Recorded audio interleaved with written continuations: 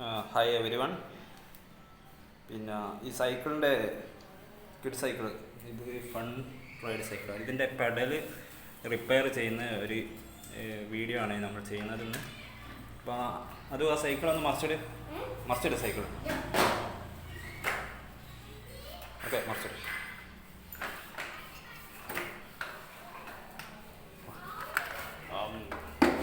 Super. ഇതിന് നമ്മളെ പ്രശ്നം എന്തായിരുന്നു വെച്ചാൽ, ഈ പെഡല് ഇടയ്ക്കിടയ്ക്ക് ഇതിങ്ങനെ ഒരു 3 വർഷമായി, ഒരു 2 വർഷമായി. അപ്പോഴേക്കും ഇതിൻ്റെ ഈ പെഡൽ ഇങ്ങനെ എല്ലാ സമയത്തും ഇതിങ്ങനെ ഊരിപ്പോകും, കുറച്ച് ചവിട്ടുമ്പോൾ തന്നെ ഊരിപ്പോകും. അപ്പോൾ ഇത് എങ്ങനെ റിപ്പയർ ചെയ്യുന്നതെന്നുള്ളതാണ് കാണുന്നത്. ഇപ്പോൾ ഇത് ഇല്ലായിരുന്നു കേട്ടോ, ഇത് ഞാൻ ചെയ്താണ്. ഇതെങ്ങനെ ചെയ്യുന്നതെന്നുള്ളതാണ് ഈ വീഡിയോയിൽ കാണിക്കും.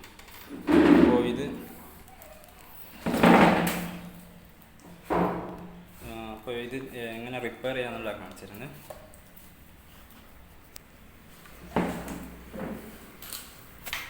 ഈ ഒരു പെഡൽ ഇതിൻ്റെ സൈഡിൽ എവിടെയെങ്കിലും ഇങ്ങനെ സ്ക്രൂ ഡ്രൈവർ ഇട്ടിട്ട് കയറ്റിയിട്ട് ഒന്ന് കൊളത്തി കൊടുക്കുക.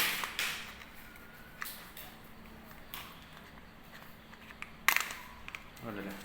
എന്നിട്ട് ഈ ഒരു ലെവലിൽ ഇതിൻ്റെ ഈ ഒരു ഗ്രൂ തേഞ്ഞ് പോയതുകൊണ്ടാണ് ഇങ്ങനെ എല്ലാ സമയത്തും ഇങ്ങനെ ഊരി പോരുന്നത്. അപ്പോൾ അതിന് എങ്ങനെ റെക്ടിഫൈ എന്നുള്ളതാണ് കാണിക്കുന്നത്.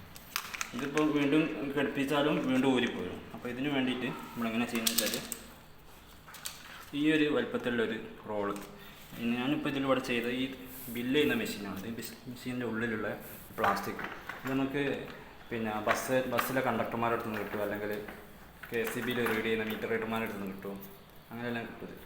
അപ്പോൾ ഇത് ഊരിയിട്ട് ഇത് നിങ്ങൾക്ക് ഒന്നും കിട്ടിയില്ല എന്നുണ്ടെങ്കിൽ നമുക്ക് ഇങ്ങനെ സ്കെച്ച് പെന്നില്ലേ, മാർക്കർ തന്നെ, അപ്പോൾ ഇതിൻ്റെ ഈ പ്ലാസ്റ്റിക് കിട്ടിയാൽ മതി. എന്നിട്ട് ഈ ഒരു വലുപ്പത്തിൽ ഇത് മുറിച്ചെടുക്കണം. ഓക്കെ, ഇത് ഞാൻ മുറിച്ചാണ്. ഇതിന് കുറച്ചും കൂടി നീളത്തിൽ ഉണ്ടല്ലേ. ഇതിലേക്ക് ഇങ്ങനെ ഇൻസേർട്ട് ചെയ്തതിന് ശേഷം നമുക്ക് വേണ്ടത് കുറച്ച് MC ലാണ്. MC-ൻ്റെ ആ പേസ്റ്റ് രണ്ടും സെയിം അളവിൽ ഫില്ല് ചെയ്തതിന് ശേഷം ഇതിൽ കൂടെ ഇങ്ങനെ ഫില്ല് ചെയ്തെടുക്കുക.